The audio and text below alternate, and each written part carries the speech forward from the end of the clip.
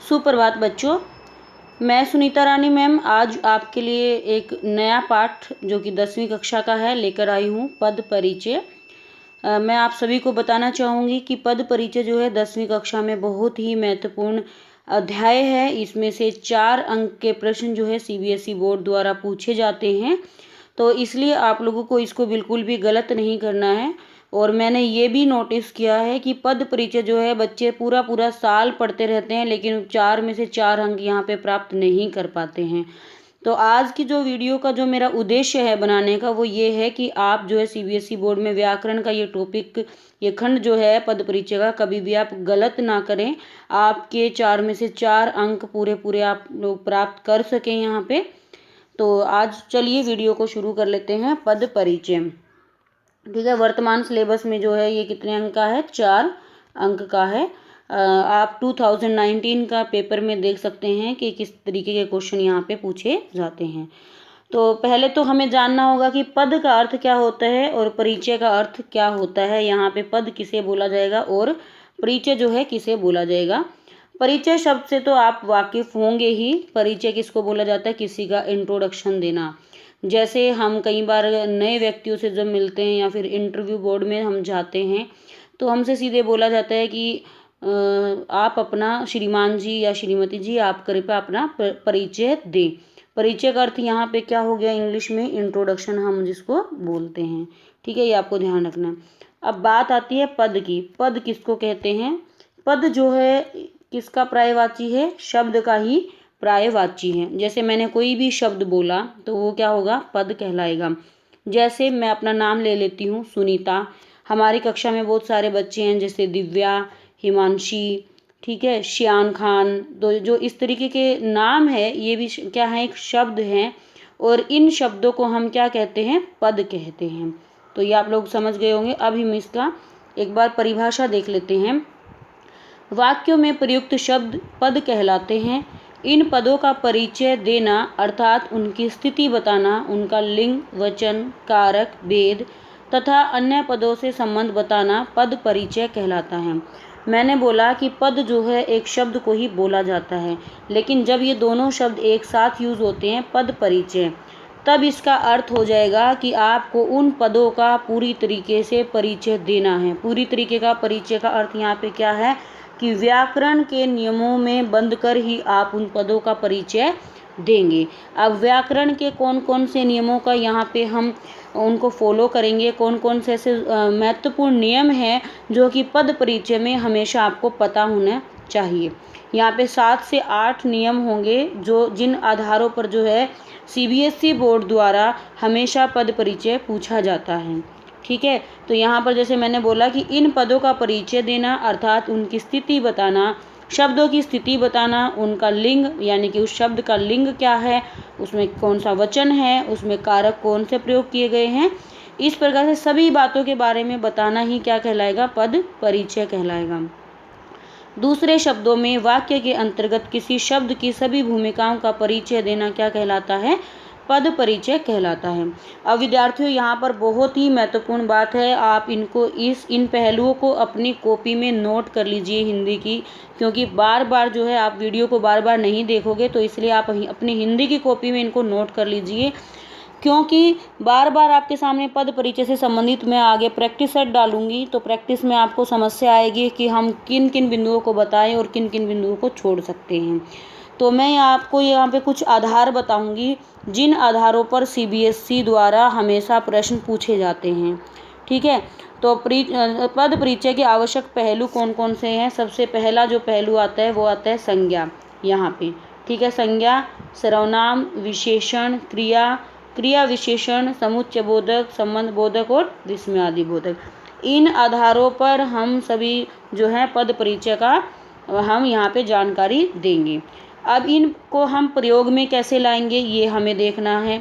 आप लोगों को पद परिचय के लिए कितनी बातों का पता होना आवश्यक है देख लीजिए आप। संज्ञा का आपको नॉलेज होना बहुत ज़्यादा ज़रूरी है। आपको पता होना चाहिए संज्ञा क्या होती है, संज्ञा के कितने प्रकार होते हैं। उसी प्रकार से सर्वनाम, सर्वनाम के कितने भेद होते हैं। विशेषण, विशेषण में मैं आप लोगों को बताना चाहूँगी कि विशेषण में यदि आपको प्रकार नहीं भी पता है लेकिन आप उसको इतना बता पाते हो कि ये गुणवाचक है या परिमाणवाचक है, तो उन आधारों पर भी चल जाएगा। क्रिया, कौन सी क्रिया है, सकर्मक क्रिया है या अकर्मक क्रिया है, इन सब बातों का ज्ञान आपको होना बहुत ही आवश्यक है। फिर क्रिया विशेषण क्या होते हैं, जो कि हमने अब क्रिया विशेषण के बारे में आप लोगों को पता होना यहाँ पे ज़रूरी है। फिर आता है समुच्चय बोधक क्या होते हैं, इनके बारे में भी आपको पता होना चाहिए। संबंध बोधक, कारक, संबंध बोधक किससे संबंधित होते हैं, बेसिकली कारक से संबंधित होते हैं, तो इनका भी ज्ञान होना यहाँ पे अत्यंत आवश्यक है।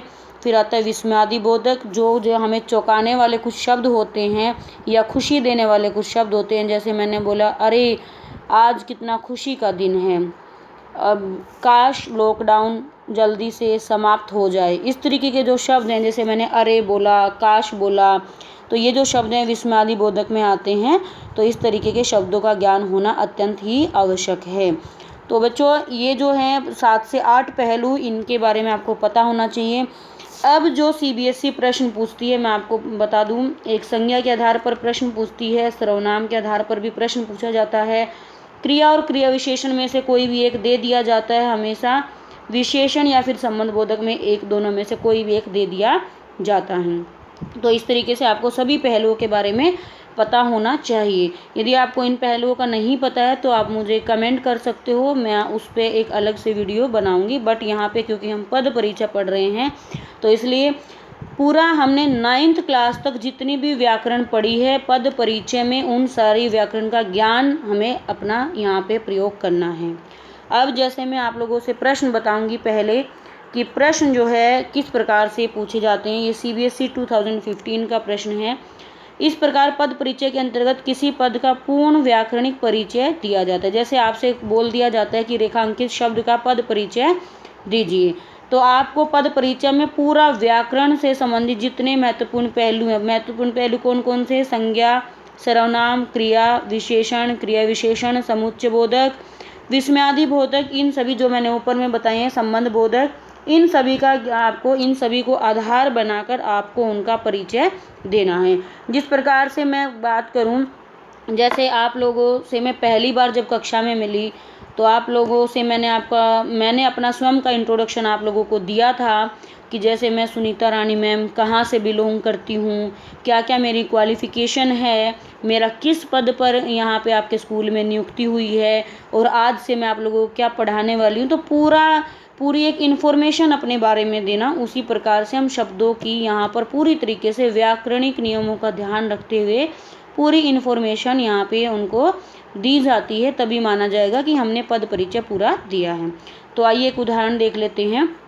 जैसे हम अपने देश पर मर मिटेंगे, यहाँ पर इन्होंने कोई रेखांकित पद नहीं बोला है, इसलिए हम सभी शब्दों का यहाँ पर पद परिचय एक बार आपको दे के मैं दिखाऊंगी। लेकिन आपके सीबीएसई में कैसे पूछा जाता है, जैसे हम को यहाँ पे अंडरलाइन कर देगा या फिर मर मिटेंगे को अंडरलाइन कर देगा और आपसे पूछा जाएगा कि रेखांकित पद बंधों का आप पद परिचय दीजिए। रेखांकित मतलब हम के नीचे जो रेखा खींची गई है, मर मिटेंगे के नीचे जो रेखा खींची गई है। इस प्रकार से प्रश्न आप पे पूछे जाते हैं। तो आइए, हम शब्द हैं, आप लोगों को पता होगा यदि किसी का नाम आता तो वो संज्ञा में आ जाता, लेकिन यहाँ पे हम शब्द का प्रयोग किया गया तो यहाँ पे सर्वनाम शब्द है। ठीक है, उत्तम पुरुष है, ये आप लोगों को मैं आगे बताऊंगी कि एक उत्तम पुरुष होता है, एक मध्यम पुरुष होता है और एक अन्य पुरुष होता है। इन तीनों पुरुषों में से हमें कोई एक पुरुष यहाँ पे पहचानना होता है। तो मैं और हम जो भी आता है वो हमेशा उत्तम पुरुष में आता है, तो इसलिए हम यहाँ पे कौन सा प्रयोग करेंगे, हम उत्तम पुरुष। क्योंकि हम हैं, किसी एक व्यक्ति की बात नहीं हो रही है, वो अनेक व्यक्तियों की बात हो रही है, इसलिए यहाँ पे कौन सा हो गया, ये बहुवचन हो गया। हम अपने देश पर मर मिटेंगे तो पुल्लिंग हो गया, और हम यहाँ पे क्या है, कर्ता कारक है। मतलब आप समझ ही गए होंगे, सब्जेक्ट, कर्ता जिसको हम सब्जेक्ट बोलते हैं वो क्या है, यहाँ पे हम हैं। इस तरीके से हम का पूर्ण तरीके से क्या हो गया, पद परिचय हो गया।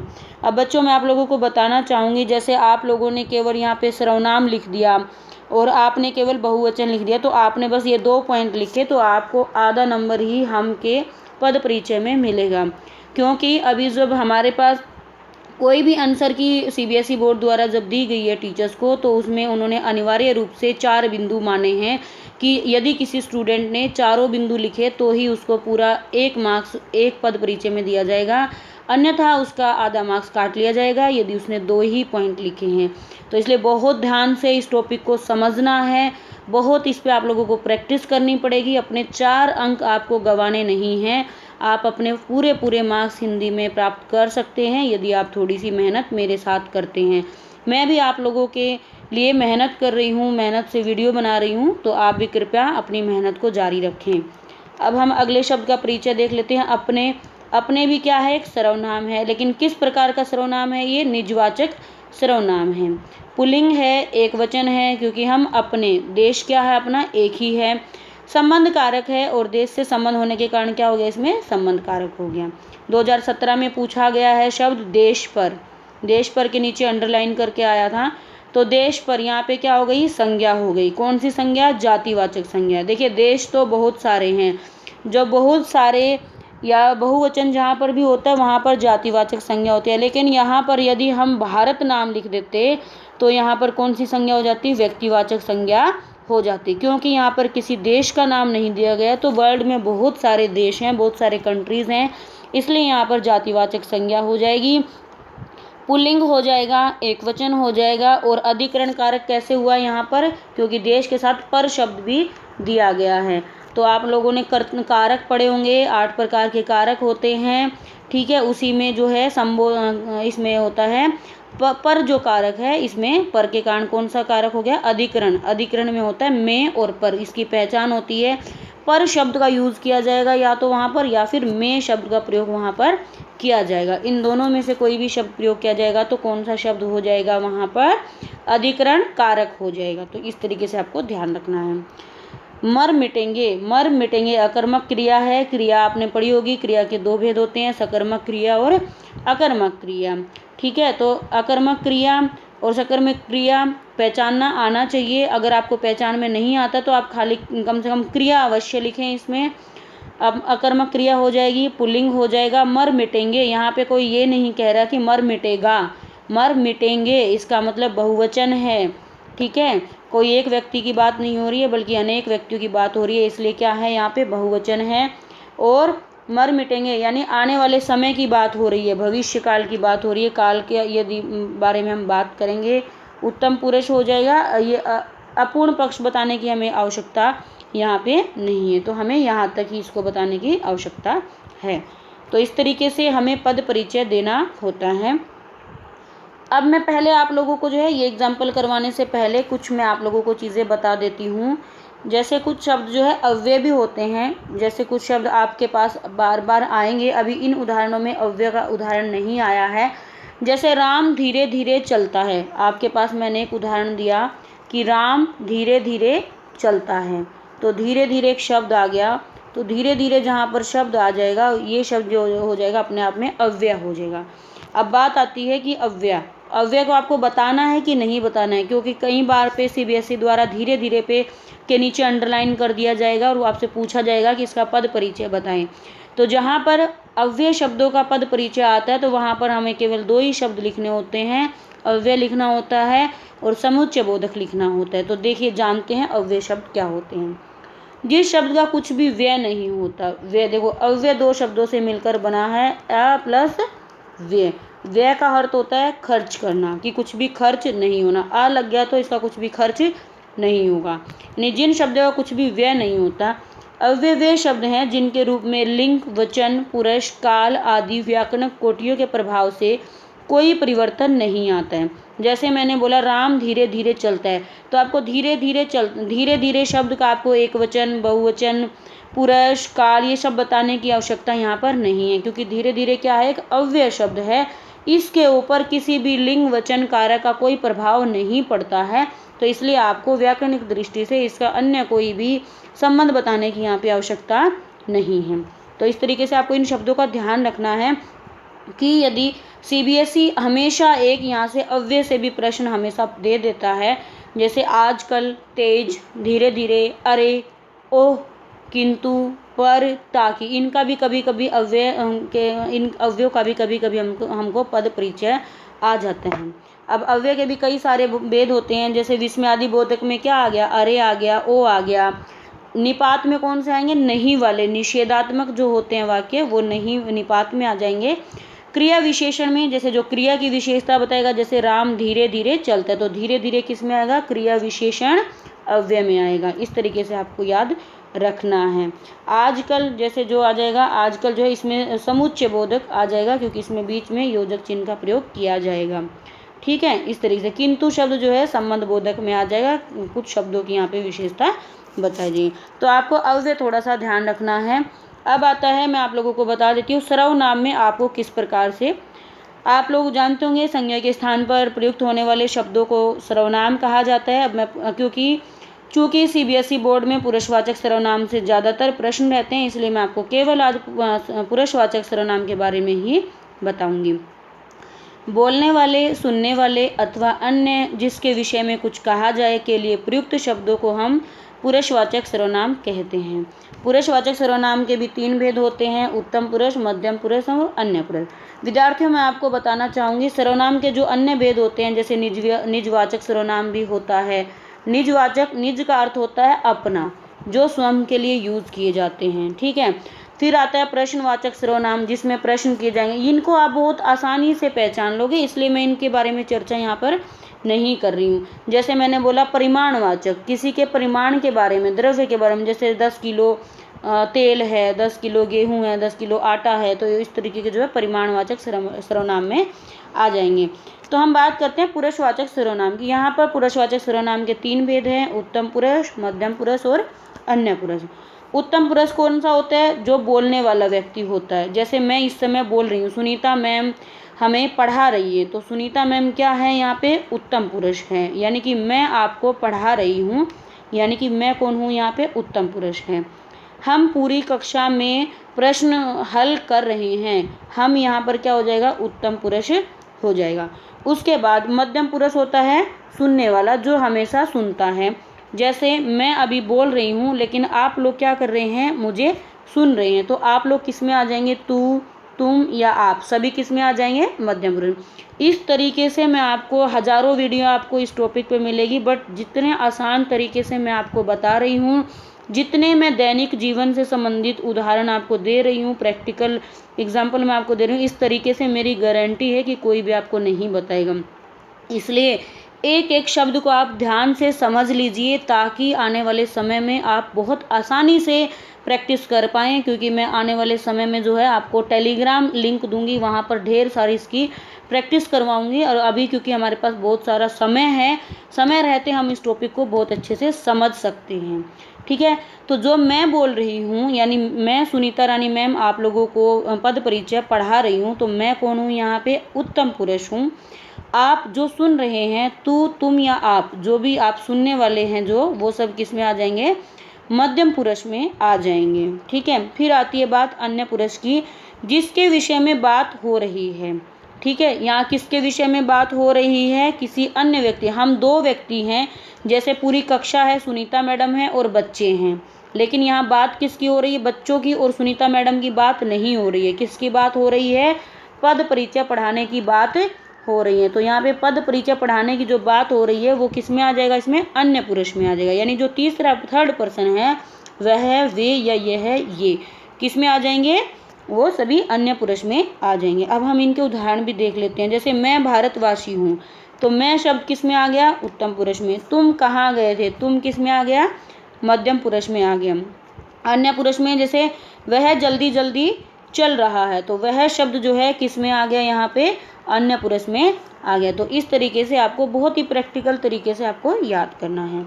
अब आती है क्रिया। क्रिया को प्रश्न ये आता है, क्रिया तो हम पहचान लेंगे कि काम कोई को हो रहा होगा, कोई कार्य को कर रहा होगा, वो क्रिया हो जाएगी।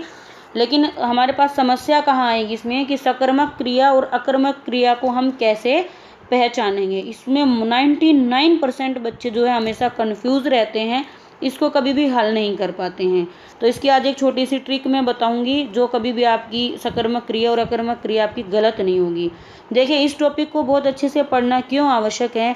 यदि आप इन फ्यूचर लेक्चरार का एग्ज़ाम देते हैं, टीचर का एग्ज़ाम देते हैं या DSSB कोई भी एग्ज़ाम देते हैं कंपटीशन, तो वहाँ पर भी पद परिचय से संबंधित कंपटीशन एग्ज़ाम में हमेशा पूछे जाते हैं। तो इसलिए आप यहीं पर बहुत अच्छे से कर लीजिए। तो सबसे पहले सकर्मक क्रिया कौन सी होती है? जिस क्रिया में क्रम की आवश्यकता पड़ती है वो सकर्मक क्रिया हो जाएगी, जिसमें कर्म की आवश्यकता नहीं होगी वो अकर्मक क्रिया हो जाएगी। बात आती है कि हम इसको पहचानेंगे कैसे। जब हम क्रिया से पूर्व क्या शब्द लगा देते हैं, तो प्रश्न लगाते हैं, तो कोई प्रश्न क्या लगाने से क्या क्यों लगाते हैं कि क्योंकि क्या लगाने से क्या हो जाता है, वो प्रश्न की फॉर्म में आ जाता है। कोई भी वाक्य में यदि आप क्या शब्द यूज़ करते हैं तो वो प्रश्न की फॉर्म में आ जाएगा आपके सामने। और प्रश्नों के क्या दिए जाते हैं? हमेशा उत्तर दिए जाते हैं। जैसे मैंने आपसे कोई प्रश्न पूछा तो आप उसका कोई आंसर मुझे देंगे, ठीक है। यदि आपको उस प्रश्न का उत्तर मिलता है तो वो कौन सी क्रिया हो जाएगी? सकर्मक क्रिया हो जाएगी। बहुत ही आसान बात बता रही हूँ। लेकिन यदि आपको उसका कोई प्रश्न का उत्तर नहीं मिलता है तो तब कौन सी क्रिया हो जाएगी? अकर्मक क्रिया हो जाएगी। अब हम इसका देखते हैं कैसे। जैसे रेयान पुस्तक पढ़ता है, अब हम यहाँ पर क्या शब्द जोड़ेंगे? क्या कहाँ पर जुड़ेगा? हमेशा सब्जेक्ट के बाद जुड़ेगा और क्रिया से पहले जुड़ेगा। यहाँ पे क्रिया यानी कि एक्टिविटी कौन सी है? पढ़ना। पढ़ना से पहले हम क्या जोड़ के देखेंगे कि रेयान क्या पढ़ता है। हमने हमारा प्रश्न बन गया रेयान क्या पढ़ता है। अब इसका उत्तर हमारे सामने है, रेयान पुस्तक पढ़ता है। इस प्रश्न का उत्तर हमें मिल गया है। इसका मतलब क्या हो गया? ये सकर्मक क्रिया का उदाहरण हो गया, ठीक है। अब हमारा प्रश्न आया जैसे जोविल हंस रहा है, ठीक है, जोविल हंस रहा है। अब हमें क्या जोड़ना, इसमें क्या शब्द यूज़ करना है? जोविल क्या हंस रहा है। अब क्या हंस रहा है, इसका कोई आंसर अपने आप में नहीं है, तो इसलिए यहाँ पर कौन सी क्रिया हो जाएगी? अकर्मक क्रिया यहाँ पर हो जाएगी। तो इस तरीके से आपको सकर्मक क्रिया और अकर्मक क्रिया की पहचान करनी है। समुच्चय बोधक बता देती हूँ। समुच्चय बोधक कौन से शब्द होते हैं? जो दो शब्दों को या दो वाक्यों को आपस में जोड़ने का कार्य करते हैं। जैसे उदाहरण देख लेते हैं। प्रधानाचार्य ने कहा कि 15 अगस्त को सभी की उपस्थिति अनिवार्य है। तो ये की शब्द जो है ये कौन सा है? समुच्चय बोधक अव्यय, इसको हम बोल सकते हैं। तो इसको आपको ध्यान रखना है। फिर आते हैं कारक। कारक कितने होते हैं? 8 प्रकार के होते हैं। तो इनको पहचान कैसे होती है इन कारकों की भी? हम कैसे पहचानेंगे कि कौन सा कारक है? तो इनकी कुछ पहचान होती है। जैसे कर्ता के साथ हमेशा ने का शब्द ने विभक्ति लगेगी या फिर कोई भी विभक्ति नहीं लगेगी। कर्म के साथ हमेशा को विभक्ति लगेगी। करण के साथ, करण क्या होगा? वह साधन जिससे क्रिया संपन्न होती है, जैसे से, के द्वारा, ये के साथ। आप इन विभक्तियों को एक साथ रट लीजिए बिल्कुल, तभी आप पहचान पाओगे। संप्रदान किसके लिए होता है? के लिए होती है, जिसके हित की पूर्ति हमेशा क्रिया से होती है, यानी उसमें तभी होगा संप्रदान जब कोई ना कोई क्रिया उसमें संपन्न होगी। अपादान हमेशा अलग होने के लिए होता है। जैसे वृक्ष से पत्ते गिरते हैं, तो वृक्ष से पत्ते गिरते हैं, तो इसमें कौन सा कारक हो गया? वृक्ष से शब्द आया वहाँ पे और अलग भी हो रहा है, तो कौन सा हो गया? अपादान कारक हो जाएगा। अधिकरण हो गया। अधिकरण की पहचान क्या हो गया? तो में शब्द होगा, या तो पर होगा, या तो पे होगा। अभी मैंने आप लोगों को एक उदाहरण दिया था कि हम अपने देश पर मर मिटेंगे, तो देश पर शब्द दिया था यहाँ पर, और CBSE ऐसे अंडरलाइन करेगा कि देश पर के नीचे अंडरलाइन कर दे, तो पूछेगा आपसे। अगर आपसे पर शब्द भी साथ में दिया हो तो आपको कारक बताना वहाँ पे अत्यंत आवश्यक है। तो कौन सा कारक यूज़ करेंगे? अधिकरण कारक यूज़ करेंगे। क्यों करेंगे? कैसे पता चला अधिकरण कारक का? क्योंकि देश के साथ पर शब्द यहाँ पर प्रयोग किया गया है, तो इसलिए कौन सा कारक हो जाएगा? अधिकरण कारक हो जाएगा। संबंध कारक जो हमेशा संबंधों को बताता है, इसकी क्या पहचान होगी? का, के, की, रा, रे, री। अभी मैंने एग्जाम्पल दिया था कि प्रधानाचार्य ने कहा कि 15 अगस्त को सभी की उपस्थिति अनिवार्य है, तो की शब्द आया था, तो कौन सा कारक हो जाएगा? संबंध कारक हो जाएगा वहाँ पे। संबोधन कारक, संबोधन का मतलब किसी को बुलाना या किसी को संबोधित करना, जैसे अरे, रे, ओ, हे, अरी, री, इस तरीके के शब्दों का। तो ये जो कुछ चीज़ें हैं जो हमेशा बच्चों को डाउट रहता है, इसलिए मैंने इन सभी को आप लोगों को क्लियर करने की पूरा प्रयास किया है। अब हम उदाहरण देखते हैं। जैसे मैं सबसे आसान उदाहरण करवाती हूँ आप लोगों की। वह पत्र लिखता है, इसका हमें पद परिचय देना है। तो सबसे पहले शब्द है वह। वह मैंने आप लोगों को बताया था कि अन्य पुरुष होगा, यानी किसी अन्य व्यक्ति के बारे में बात हो रही होगी ना। मैं बोल रही हूँ तो उत्तम पुरुष, आप सुन रहे हो तो मध्यम पुरुष, किसी अदर व्यक्ति की थर्ड पर्सन की बात हो रही है तो कौन हो जाएगा वहाँ पे? अन्य पुरुष हो जाएगा, तो अन्य पुरुष सर्वनाम हो गया। वह पत्र लिखता है तो पुल्लिंग हो जाएगा। आप लोगों को पता है कि स्त्रीलिंग और एक पुल्लिंग, ठीक है, लिंग दो होते हैं, वैसे तो तीन होते हैं, संस्कृत में तीन होते हैं, एक पुल्लिंग होता है, एक स्त्रीलिंग होता है, एक नपुंसक लिंग होते हैं। बट हम हिंदी भाषा में दो ही शब्दों का यहाँ पर अध्ययन करते हैं, पुल्लिंग और स्त्रीलिंग। लड़कियों के लिए या महिलाओं के लिए स्त्रीलिंग का प्रयोग करते हैं और लड़कों के लिए या पुरुषों के लिए हमेशा पुल्लिंग शब्द का प्रयोग किया जाता है। तो वह पत्र लिखता है तो वह पुल्लिंग हो गया, एक वचन हो गया। कर्ता हो गया क्योंकि यहाँ पे सब्जेक्ट हमेशा वह है, सब्जेक्ट जो हमेशा वाक्य के शुरुआत में लगता है, वो लिखता है क्रिया का कर्ता हो गया। लिखता क्या है? क्रिया है, इसका कर्ता कौन है? वह है। अब बात आती है पत्र की। पत्र तो बहुत सारे होते हैं, जैसे औपचारिक पत्र होते हैं, अनौपचारिक पत्र होते हैं, बधाई पत्र होते हैं, संदेश पत्र होते हैं, बहुत तरीके के पत्र होते हैं। लेकिन यहाँ पे खाली एक शब्द है पत्र, इसलिए कौन सी आ जाएगी? जातिवाचक संज्ञा आ जाएगी। अब आप लोगों को ये खुद ही सोचना पड़ेगा कि हमें ये संज्ञा है या सर्वनाम है। अब पत्र में आप सर्वनाम नहीं बता पाएंगे, लेकिन वह में आप सर्वनाम, क्योंकि वह संज्ञा के स्थान पर प्रयुक्त होने वाला कोई एक शब्द है। पत्र, पत्र क्या है? एक संज्ञा है, तो संज्ञा के भेद में हमें बताना पड़ेगा कौन सी संज्ञा? जातिवाचक संज्ञा है, पुल्लिंग है, एक वचन है और कर्म कारक है, क्योंकि कौन सा कर्म कर रहा है? पत्र लिखने का कार्य कर रहा है। तो कौन सा कारक मैंने बताया था आप लोगों को? कर्ता ने कर्म को, तो वह पत्र को लिख रहा है। तो भले यहाँ पे को विभक्ति का प्रयोग नहीं किया गया है, कहीं मैंने आपको बताया था ने और को, जरूरी नहीं है कि कर्म कर्ता और कर्म की विभक्तियाँ प्रयोग में हो, वो हमें खुद ही समझनी पड़ेगी कि यहाँ पे कर्म कौन सा है? पत्र लिखना है, तो कर्म कारक हो जाएगा। ठीक है, अब बात आती है हमारी, तो इस तरीके से आपको पद परिचय देना है। अब बात करते हैं, रमेश वहाँ 10वीं कक्षा में बैठा है। अब बात आती है रमेश की। रमेश एक नाम है, तो कौन सी है? संज्ञा है। कौन सी संज्ञा हो गई? व्यक्तिवाचक संज्ञा हो गई। रमेश एक पुरुष का नाम है, तो पुल्लिंग हो गया, एक वचन हो गया, कर्ता कारक हो गया। आप इतना यहाँ पे पद परिचय दे सकते हैं। वहाँ, वहाँ बहुत ही महत्वपूर्ण है। वहाँ क्या है? किसी स्थान के बारे में यहाँ पर बात की जा रही है, स्थानवाचक क्रिया विशेषण। रमेश वहाँ 10वीं कक्षा में बैठा है, मतलब कहीं पर वो बैठा है, किसी स्थान के बारे में बात हो रही है, और बैठा है क्या है? क्रिया है, और क्रिया की विशेषता बता रहा है वहाँ शब्द, इसलिए स्थानवाचक क्रिया विशेषण हो जाएगा। बैठा है क्रिया का क्या है? स्थान निर्देश है, कि कहीं पर वो बैठा है, उसके स्थान के बारे में वो बता रहा है। अब बात आती है 10वीं। 10वीं में क्या है? विशेषण है। ठीक है, विशेषण आप लोगों ने पढ़े होंगे, तो 10 को हम काउंट कर सकते हैं, गिन सकते हैं, तो कौन सा हो जाएगा? संख्यावाचक हो जाएगा। और 10वीं स्त्रीलिंग हो जाएगा, कि वह 10वीं कक्षा में पढ़ता है। 10वीं एक स्त्रीलिंग है, पुल्लिंग नहीं है, एक वचन है। और जब भी आप विशेषण बताओगे, ये ध्यान रखना है, विशेषण के साथ साथ हमेशा विशेष्य भी बताया जाएगा। यदि आपने विशेषण विशेष्य नहीं बताया तो आपके मार्क्स कट जाएंगे। अब बात आती है कि विशेषण और विशेष्य क्या होता है। ठीक है, अब यहाँ पे जैसे रमेश वहाँ 10वीं कक्षा में बैठा है, 10वीं क्या हो गई थी? यहाँ पे संख्यावाचक हो गया था और विशेषण हो गया था, लेकिन कक्षा क्या है? यहाँ पे विशेष्य है। जैसे सुनीता मैम हिंदी पढ़ाती हैं, सुनीता क्या हो गया यहाँ पर? बताइए आप लोग, यहाँ पर हो गया व्यक्तिवाचक संज्ञा या फिर गुणवाचक। सुनीता मैडम, उनकी विशेषता क्या है? मैडम है वो। कौन सी कक्षा को पढ़ा रही हैं? 10वीं कक्षा को पढ़ाती हैं। पढ़ाना क्या है? 10वीं कक्षा, तो कक्षा का मतलब विशेष है, जो काम वो मेन कर रही है या जो करता है, जैसे कक्षा है यहाँ पे, तो विशेष हो जाएगा, 10वीं हो जाएगा उसका गुण। ठीक है, तो जिसके गुण के बारे में बताया जाएगा वो विशेष हो जाएगा, इस चीज़ का आपको ध्यान रखना है। कक्षा में तो हो गया संज्ञा, हो गया जातिवाचक, हो गया स्त्रीलिंग। हमें ये नहीं पता कि यहाँ कक्षा में कि कौन सी कक्षा, इसलिए जातिवाचक हो जाएगा। तो स्त्रीलिंग एक वचन, अधिकरण, क्योंकि में शब्द यूज़ किया गया तो अधिकरण कारक हो जाएगा, क्योंकि में पर। इस तरीके से आपको याद रखना है। आई होप आप लोगों को जो है पद परिचय बहुत अच्छे से समझ में आ गया होगा। और कुछ अगर आप लोगों को अभी भी डाउट है तो मुझे कमेंट कीजिए, मैं आप लोगों के लिए एक नई वीडियो लेकर आऊँगी। मैं वीडियो के अंत में ये बताना चाहूँगी कि कुछ मैंने जो है आप लोगों को ये बहुविकल्पी प्रश्न दिए हैं, इसके आंसर मुझे जो है कमेंट बॉक्स में बताइए।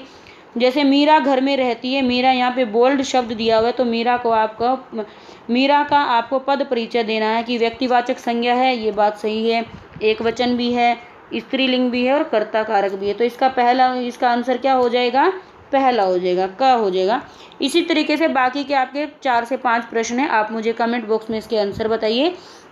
और आप जो है आगे के प्रश्नों के लिए मैं आप लोगों को PDF दूंगी। CBSE 2019 तक जो भी पद परिचय से संबंधित प्रश्न पूछे गए हैं उनसे संबंधित मैं एक वीडियो लेकर आऊँगी, और तब तक उनको हल करने के लिए आप डिस्क्रिप्शन बॉक्स में या फिर कमेंट बॉक्स में दिए गए टेलीग्राम लिंक को ज्वाइन कर ले। वहाँ पर हम लोग बहुत सारी पद परिचय की प्रैक्टिस कर लेंगे, और इस तरीके से आप जो है पद परिचय से अपने पूरे अंकों को प्राप्त कर सकते हैं। आप अपने घर पर रहकर भी बहुत अच्छी तैयारी स्टूडेंट कर सकते हैं। ये आपका बहुत अच्छा मौका है। जैसे ही स्कूल ओपन होंगे या लॉकडाउन ओपन होगा तो आपके पास बहुत सारे प्रेशर आ जाएंगे, तो इसलिए बेहतर है कि आप इस समय का ज़्यादा से ज़्यादा सदुपयोग करें। और जो है जब आपका CBSE एग्ज़ाम हो तब आपको ये कॉन्फिडेंस आए कि हाँ, मैंने उस समय का सदुपयोग किया था, तो आज मुझे कोई समस्या नहीं आ रही है, बल्कि मुझे कॉन्फिडेंस आ रहा है। जीवन में आगे बढ़ने के लिए विद्यार्थियों, मैं आपको एक बात बताना चाहूँगी, कॉन्फिडेंस, आत्मविश्वास होना बहुत ज़्यादा ज़रूरी है। यदि आपका, और आत्मविश्वास कैसे आता है, जब आप नए नए कार्य करते हैं, जब आप अपनी शिक्षा में आगे बढ़ते हैं, जब आप सीखते हैं ज़्यादा से ज़्यादा। तो इसलिए अपना आत्मविश्वास बढ़ाने के लिए कहते हैं ना कि आत्मविश्वास सफलता की कुंजी है। तो हमेशा सफलता पाने के लिए हमें अपना कॉन्फिडेंस रखना होता है, और कॉन्फिडेंस हमेशा समय को बर्बाद करके कभी नहीं आता। कॉन्फिडेंस हमेशा समय का सदुपयोग करके ही आता है। जिन भी लोगों ने समय का सही से सदुपयोग किया है उनका इतिहास में या पूरे विश्व में नाम रोशन हुआ है। उनके बताए हुए नियमों को पूरी दुनिया फॉलो करती है। तो इसलिए आप भी ऐसे लोगों में शामिल हो जिससे कि जो है आपके रूल्स को दुनिया फॉलो करे, आपकी बातों को दुनिया सुने, आपको दुनिया सुने, आप अपने टैलेंट को इतना आगे लेकर आएँ। मिलते हैं नेक्स्ट वीडियो में। जय हिंद, वंदे मातरम।